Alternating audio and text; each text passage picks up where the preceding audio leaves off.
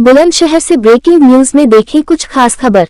बुलंदशहर 24 घंटे में साइबर अपराधियों पर पुलिस एक्शन। 431 साइबर अपराधियों का पुलिस ने किया डोर टू डोर सत्यापन। सत्यापन में 330 अपराधी घरों पर मौजूद मिले, 20 अपराधी जेल और 6 अपराधियों की हो चुकी है मौत। सत्यापन में 75 अपराधी जिले की सीमा से बाहर पाए गए। जिले भर में अभियान चलाकर किया गया साइबर अपराधियों का सत्यापन। एसएसपी ने इमरजेंसी की ओटीपी, ऑनलाइन बैंक इंक्वायरी में शामिल नहीं होने की अपील।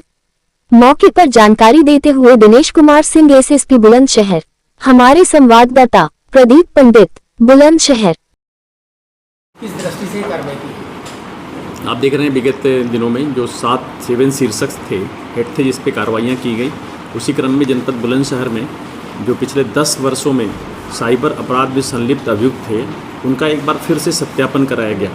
जो 100% सत्यापन में ये निकल के आया कि उसमें से 20 अभी भी जेल में हैं और 6 की मृत्यु हो चुकी है और 75 ऐसे हैं जो कि गैर जगहों पर जाकर के रह रहे हैं। उसके लिए टीमें बनाई गई हैं। हम जाकर उनका भौतिक रूप से भी सत्यापन कराएंगे और इलेक्ट्रॉनिक सर्विलांस से भी उनका हम सत्यापन करेंगे कि वो वहाँ एक्टिविटीज़ उनकी क्या है। इसमें जो थोड़ा एक्टिव मिले हैं उनको हम लोग निरोधात्मक कार्रवाई भी किए हैं, उनके विरुद्ध प्रिवेंटिव एक्शंस भी ले रहे हैं। इस प्रकार कुल 431 साइबर अपराधियों का सत्यापन किया गया है। इससे एक बार फिर से उनकी एक्टिविटीज़ सामने आई है और हम उन पर निगाह भी रखेंगे और जहाँ भी उनकी गतिविधियाँ संदिग्ध आती हैं फिर आगे भी प्रभावी कार्रवाई की जाएगी। साइबर अपराध को लेकर पब्लिक किस तरह से सजग रहे और उनसे किस तरह की अपील करना सकते हैं? देखिए, लगातार ये हमारा अक्टूबर का जो महीना है, साइबर अपराध से जुड़े हुए लोगों के बारे में लोगों को हम जागरूक कर रहे हैं।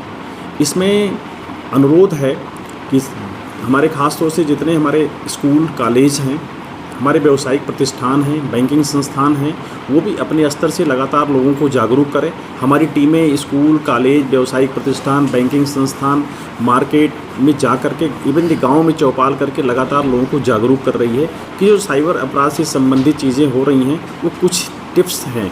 अगर हम उनका ध्यान रखें तो ये अपराध नहीं होने पाएगा। जैसे इमीडिएट हम कम से कम 19:30 पे सूचना दें, हम किसी को अपनी ओटीपी ना दें, बैंक या वित्तीय संस्थान कोई कॉल करके आपसे डिटेल नहीं लेते हैं, ना कोई लिंक भेजते हैं। इस तरह से ये चीज़ें मोटी मोटी कुछ चीज़ों का ध्यान रखें। कई बार हमारे जो एक डिजिटल अरेस्ट जैसे जो कॉन्सेप्ट आया है, हम उसमें घबराते हैं। कभी भी कोई इंक्वायरी एजेंसी, इन्वेस्टिगेशन एजेंसी इस तरह से कॉल करके आपसे इन्फॉर्मेशन नहीं लेती है।